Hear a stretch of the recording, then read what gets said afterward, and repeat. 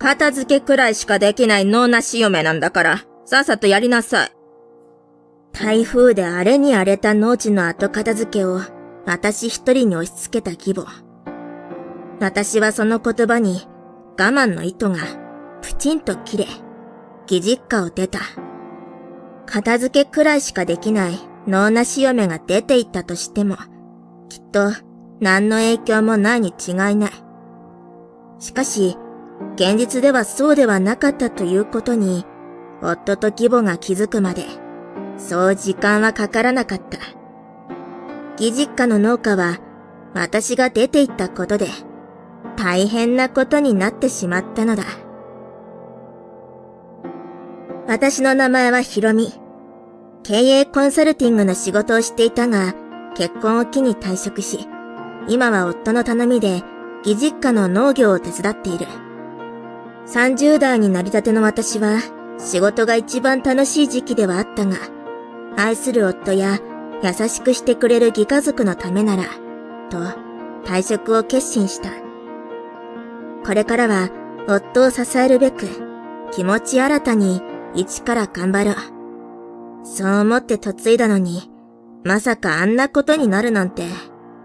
新婚当初の私は、全く予想だにしていなかった。まずおかしいと感じるようになったのは、義母の態度だ。夫と結婚する前の義母の印象は、とても優しい人だというものだった。義母はいつも私に対して気を使ってくれたり、優しい言葉をかけてくれたりしていたので、嫁いでもいい嫁姑関係を築けそうだと思って安心していた。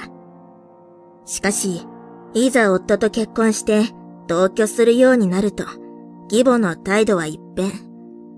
私を家政婦のように扱って家事をすべて押し付けてきたり、農作業でこき使ったりと、義母はすっかり鬼姑と化した。慣れない義実家での生活や未経験で力仕事の多い農作業が辛いことに加え、義母からかけられる冷たい言葉や態度といった仕打ちに耐えきれなくなり、私は義母のことについて夫に相談した。さすがにお母さんにあんな態度取られると私も辛いよ。わかった。俺から母さんにちゃんと言っておくよ。そう言って私を安心させるように笑った夫だったが、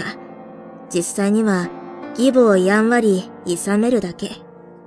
夫は一応私の味方のような姿勢は取ってくれるものの、実際問題としては何もしようとしなかった。もともとマザコン気味だと思っていた夫は、どうやら重度のマザコンだったらしい。私には当たり障りないことを言いながら、義母の肩を持つ態度を取る夫に、私は次第にイライラを募らせるようになった。農家の仕事には農作業だけではなく、売上管理などといったパソコンを使った事務作業もあり、義母と夫はそういったパソコン作業も私にすべて押し付けてくる。いやー、ひろみがパソコン得意で助かるよ。あ、ついでにこれの設定もしてくれない？パソコン作業に加えて、義母も夫もデジタル音痴で、機械類に苦手意識を持っているため、しょっちゅうスマートフォンの使い方や設定方法などを私に聞いてくる。そのため、私は義母と夫のメールアドレスやアカウント情報なども把握できてしまっており、悪用するつもりはないものの、何とも言えない気持ちになっている。私はそんな話を口混じりに自分の弟に話した。私と弟は比較的近所に住んでいるということもあり、まめに連絡を取っている。大変そうだな、姉ちゃんは。私の愚痴を聞いた弟は、そう言って、のんきそうに笑った。人事だと思って、そういうあんたは最近どうなの？ちゃんと仕事頑張ってる？ああ、実はちょっと前に仕事辞めたんだ。だから、今はお気楽なニート生活。のんきそうにそう言って笑う弟に、私は驚きを通り越して呆れてしまうのだった。義家族とうまくいかず、大変な日々を過ごしている中で、私は次第に農業にやりがいを感じるようになった。作物の成長を見守るのが楽しかったり、一生懸命育てた作物が売れて美味しいと言ってもらえると嬉しかったり、経営コンサルタントとして働いていた時と近い感覚が楽しくなり、私はだんだんと農業にのめり込んでいった。とはいえ、あれもこれもとやらされて大変だということに変わりはなく、私は次第に仕事の効率化を考えるようになった。農作業の方はノウハウがないため、なかなかアイディアを思いつくことができなかったが、システム作りや事務作業などは慣れたもの。そこで私は収穫した作物を効率的に売る方法について考えるようになった。そんな時、夫が風邪をこじらせて1ヶ月ほど入院することになってしまった。私は忙しい合間を縫って夫のお見舞いに行こうとしたのだが、なぜか毎回義母に阻止されてしまう。ちょっと、どこ行くのよ。まだ畑の手入れが終わってないでしょ。そこの農機具、きれいに洗って片付けておきなさいよ。まったく、どんくさいわね。義母はまるで嫌がらせのように、急ぎではない作業や、いつも夫がやっていたような難しい仕事まで私に押し付けてくるようになり、私は一向に夫のお見舞いに行くことができずにいた。そして、夫がいない間、義母の私に対する態度は悪化する一方で、私は義母と二人きりで鬼のように忙しい地獄の日々を送っていた。なんで私はこんな仕打ちを受けているのだろう。結婚前の優しい義母は嘘だったのだろうか。などと虚しさを抱えながら、私は一日一日を耐えるように過ごした。1ヶ月後、夫は無事に退院してきた。夫は帰宅するなり、私にスマートフォンのアップデートのやり方について聞いてきた。入院中にアップデートが必要とかっていうメッセージが出てきてさ、どうしたらいいかわからなくて困ってたんだよ。なんでお見舞いに来てくれなかったんだと、ちょっと拗ねたように言う夫に、私は苦笑いを返して、夫のスマートフォンの画面を覗き込んだ。すると、待ち受け画面に見慣れないアプリのアイコンが並んでいるのを見つけ、私は違和感を覚えた。夫はデジタル音痴なので、自分で新しいアプリをインストールできないし、しようともしない。それなのに、新しいアプリが入っているということは、夫の入院中に、夫以外の誰かが、彼のスマートフォンを操作したということだ。私は、夫の入院生活に全く関わらせてもらえなかったので、誰が夫のスマートフォンを操作したのか、心当たりが全くない。そのことがなんとなく引っかかり、これは何か裏があるのではないかと勘ぐった私は、念のためにと思って更新所へ夫の身辺調査を依頼したのだった。夫が仕事に復帰してからしばらく経ったある日、私たちの暮らしている地域に台風が直撃した。その影響で農地の作物が根こそぎ倒れてしまったり、作業場の窓が割れてゴミが散乱していたりと、とても普段通りに農作業ができる状態ではないくらいに荒れ果ててしまった。近隣の農家さんも似たり寄ったりな状態で、朝から家族や従業員総出でその片付けに当たっている。それなのに、義母は信じられないことに、片付けなどの作業をすべて私に押し付けてきた。早く片付けて、作業できる状態にしなさいよ。あんたは所詮、片付けくらいしかできない脳なしなんだから、これくらいテキパキやりなさいよね。義母はそう言って私を罵り、自分は優雅に縁側でお茶をすすっている。夫も顧客との打ち合わせがあるとか言って朝から出かけており、台風による被害の片付けを手伝う姿勢は全く見られなかった。そんな彼らの態度に私はとうとう我慢の糸がプチンと切れた。私は自分のスマートフォンにインストールしていた地図アプリを起動して、あることを確認してから義母に向かって言い放った。わかりました。役立たずの私なんかは、ここにいてもお役に立てないと思いますので、実家に帰らせていただきますね。私はそれだけ言うと、ポカンとしている義母を置き去りにして、以前からまとめていた荷物を持って義実家を出た。私がいなくなったことを心の底から後悔すればいい。そんなことを思いながら、私はこれから起こるであろう事態に、ひっそりとほくそ笑んだ。実家に帰ってしばらく経った頃、夫が電話で切羽詰まった様子で泣きついてきた。電話口で話す夫の後ろからは、何やら義母がわめいている声も聞こえる。なんでも、私がいなくなってから、義実家の農業の収入が激減したようで、赤字になってしまい、困っているのだという。ひろみがいなくなった途端、急に収入が減ったんだ。どうしてこんなことになってるのか、俺も母さんもさっぱりわからなくて。もしかしてひろみ、うちにいた頃に何かしてくれていたのか？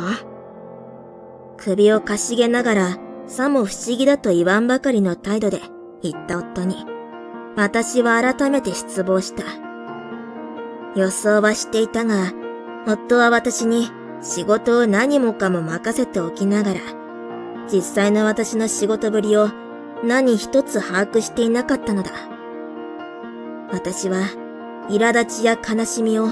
たっぷり含めた声で言った。何かしていたか、ですって？バカなこと言わないでよ。あの家で作った作物を売ってたのは私なのよ。私が来てから作物の売り上げが段違いに増えてたっていうのに、今まで何も気づいてなかったっていうの？私が鼻で笑いながら言った言葉に、息を飲んだ夫に対して、私は自分が今まで義実家でどのような仕事をしていたかを説明してやった。実は私は以前やっていた経営コンサルティングとしての経験やパソコンスキルなどを活かして、ネットや SNS を駆使して作物の販路拡大をしたり、生産管理体制の改善策を練ったりして、コツコツと義実家の経営改善をしていたのだ。その結果、私は作物の品質向上や義実家産作物のブランドイメージ構築に成功。義実家の作物の需要は最近では私が嫁いだ当初に比べると倍近くに増加していたのだ。しかし、私が義実家を出たことで、私が構築したシステムを運用したり、メンテナンスしたりする手がなくなった。なので、義実家の作物が売れなくなったのは当然の結果なのである。さらに私は、義実家で実践したやり方に再現性があるかを確認するため、実家で所有していた農地で同様の事業を始めていた。そちらの農作業や管理を任せているのは私の弟だ。無職だと言って暇そうにしていた弟に話を持ちかけたところ、しぶしぶという様子だったものの、彼は引き受けてくれた。その後弟はやっているうちに意外と農業にはまっていったようで、今では楽しそうに農作業や農家経営などに取り組んでくれている。このように私は実家でも高品質の作物を生産して少ない労力で方々に売りさばき、それなりの収入を得ることができていたため、私自身は義実家での農業の収入を失っても痛くも痒くもないのだった。そもそも彼らに見切りをつけて出て行った身としては、今後義実家の収益に頼るつもりはなかった。大変なのは農地と売れない作物を残されて抱え込んでしまった義実家だけなのだ。夫は私の話を聞いて呆然としてしまったのか、しばらく黙っていたが、私が話し終えると泣きそうな声で懇願してきた。そんなすごいことをひろみがやってくれていたなんて、今まで気づかずにいて悪かった。これからは俺も母さんも今まで以上に頑張る。だから戻ってきてくれないか？そう言ってすがりついてきた夫に、私は冷たく言い放った。いやよ。私がお母さんから受けていた仕打ちを忘れたとは言わせないし、見て見ぬふりをしたあなたのことを許すつもりもないわ。それに、あなたみたいな浮気男のところになんて誰が戻るもんですか。私の言葉を聞いた夫は完全にうろたえ、必死にごまかそうとした。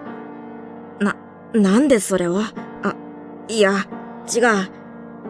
俺は浮気なんてしていない。何かの間違いじゃないか？そんな聞き苦しい様子で慌てふためく夫に、私はさらに追撃をかけた。浮気の証拠は揃ってるわ。今さら言い逃れはできないわよ。実は、更新所に依頼していた夫の身辺調査の結果、夫が浮気をしていることが判明していた。同じ女性と複数回相引きしている様子の写真が手元にあるし、浮気相手が夫の入院中にたびたび夫の病室を訪れていたこともわかっている。なんと、義母も夫と浮気相手の仲については知っていたし、容認していたらしい。だから義母は私が夫の入院先へお見舞いに行こうとした時に足止めしてきたのか、と今更ながらに納得した。どうやら浮気相手は夫がデジタル音痴でメールアドレスやアプリのアカウントなどすべて私が把握していると知ると、私が把握できない連絡手段を作ろうと考えたようだ。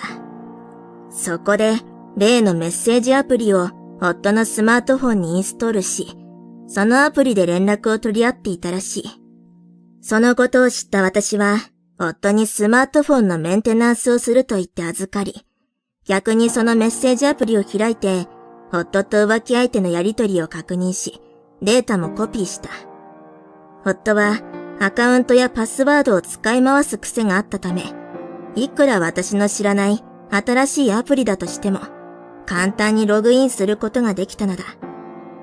爪が甘い夫にはつくづく呆れてしまう。私はアプリを確認した際、夫の GPS 情報を私のスマートフォンから確認できるように設定しておいた。それを利用して、夫が浮気相手とメッセージアプリ内で約束していた日時に、待ち合わせ場所に何度かいたことも確認済みである。つまり、台風被害を受けて、私が片付けを丸投げされて、義実家を出て行ったあの日、夫は打ち合わせなどではなく、浮気相手とデートしていたということだ。そのことに気づいたとき、私は完全に夫に見切りをつけたのだった。あなたの家にも、お母さんにも、あなた自身にも、もう完全に愛想が尽きたわ。だから、私と離婚してください。私が言い放った言葉に、電話の向こう側の夫は、ただただ愕然として言葉を失っていた。その後、夫が泣きながらすがりついてきたり、義母がしぶしぶといった態度で謝罪に訪れたりしたが、私はなんとか夫と離婚することができた。そして、更新所の報告資料や担当してくれた弁護士のおかげで、夫と浮気相手に多額の慰謝料を請求することができたのだ。